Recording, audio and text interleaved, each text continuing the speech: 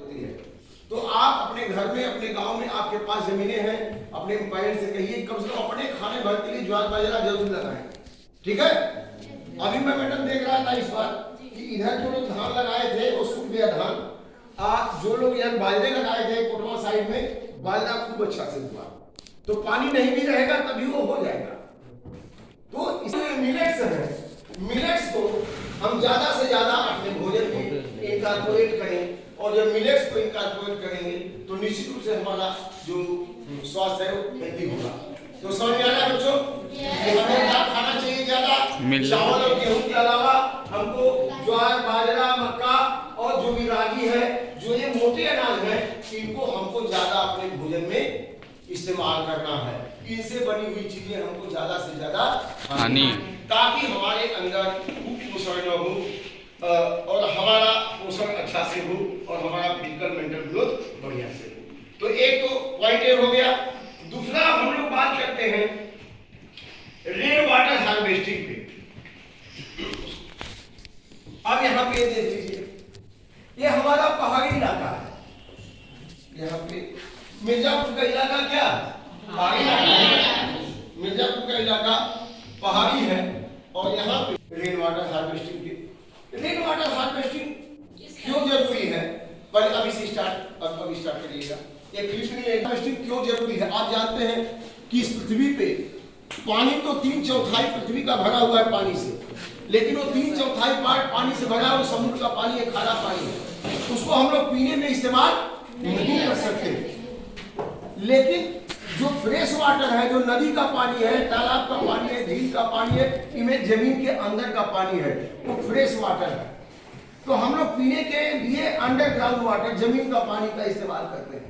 और आप रोज पढ़ते होंगे पेपर में, पत्रिका में, अपने बुक्स में दिया हुआ है कि जमीन का अंडरग्राउंड वाटर का लेवल क्या हो रहा है? नीचे गिर रहा है, नीचे जा रहा है। आप जानते हैं क्यों नीचे जा रहा है? इसलिए नीचे जा रहा है कि हम लोग हार्वेस्ट करने का कैपेसिटी नहीं डेवलप किए हैं। चारों तरफ बड़ी बड़ी चौड़ी चौड़ी रोडें बन गई, जहां बड़े बड़े शहर है, सिटीज है, वहां पे पूरा फर्श पक्का हो गया, सड़कें पक्की हो गई।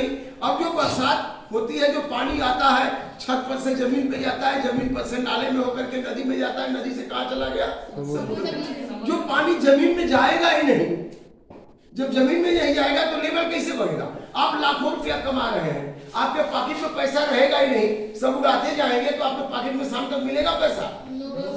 कैसे मिलेगा? जब उसको बचाएंगे, सुरक्षित करेंगे। ठीक वैसे जो पानी है वो तो बह करके चला जा रहा है। इसका मतलब ये है कि जो बरसात हो रही है, जो छतों पे पहले क्या था, चारों तरफ छोटे कच्चे मकान थे, घर थे, वन था, खेती थी, जो पानी पड़ता था जमीन पे वो जमीन के अंदर जाके सिंक हो जाता था, तो पानी का लेवल ऊपर होता था। जगह जगह नदी तालाब खुदवाते थे लोग, तालाब झील, ताकि उसमें पानी इकट्ठा रहे, जमीन का पानी का लेवल बढ़ा। अब तो तालाब को, झील को भी पाट के क्या बना ले रहे हैं? घर बना ले रहे हैं, सड़क बना ले रहे हैं। तो पानी रिचार्ज कहाँ से होगा? तो यहाँ पे, यहाँ ये देख सकते हैं, इसकी क्लिपिंग ले लीजिएगा। यह जो है ये रेन वाटर हार्वेस्टिंग का एक मॉडल है। रेन वाटर हार्वेस्टिंग में क्या है कि जैसे मकान बने हुए, बिल्डिंग बनी हुई है, अब यहाँ जो बरसात हुई, बरसात का पानी इस पे आया, ठीक है, और आने के साथ पाइप के द्वारा नीचे जाएगा और जाकर के नीचे गड्ढा बना हुआ है। गड्ढा बहुत बड़ा सा बना करके उसमें जो है कुछ ईंटे के छोटे छोटे टुकड़े हैं, चारकोल है, सैंड है, डाल दिया गया है, ताकि पानी उसमें जाके सिंक हो, और सिंक होकर के छन करके जमीन के अंदर चला जाए। ठीक है, और फिर वही अंडरग्राउंड वाटर फिर हम यूज कर सकते हैं, या फिर उसको इकट्ठा कर लिया जाए, इकट्ठा करके हम सिंचाई के रूप में इस्तेमाल करें, क्लीनिंग के रूप में इस्तेमाल करें, उसको जो है ट्रीट करके हम पीने के रूप में इस्तेमाल करें।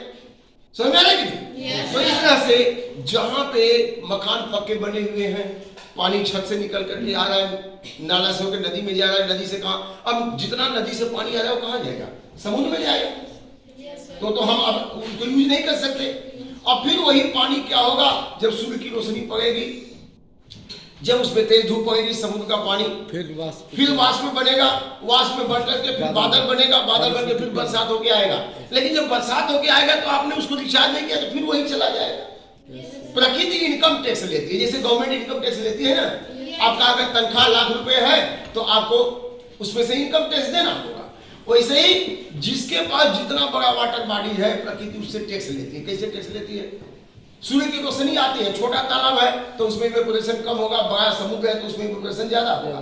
तो उनका पानी उड़ के गया बादल में बदला, और बादल में बदल करके फिर ये गया दूर दूर तक, फिर ठंडा और जाके कंडेंसेशन हुआ, फिर टकराया, फिर बरसात के रूप में फिर बरसात हुई, फिर पानी आया, कुछ जमीन में गया, और जहां बड़े बड़े शहर है वहां तो जमीन में जाएगा नहीं, वहां तो फर्श पे आएगा, रोड पे आएगा, नाले में जाएगा, फिर नदी में जाएगा, फिर समुद्र में जाएगा।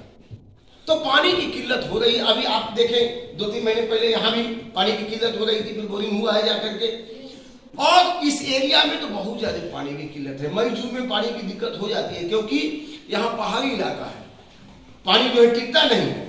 तो यहाँ पे छोटे छोटे डैम, चेक डैम, बंधी बना करके हम उसमें बरसात का पानी इकट्ठा कर सकते हैं, ताकि वो पानी जमीन के अंदर सिंक रहे और जो है उसको इस्तेमाल कर सके। तो ये रहा छोटा सा प्रोजेक्ट हम लोगों का, एक तो श्री अन्न के बारे में, पोषण पखवाड़ा, और दूसरा वाटर रेन वाटर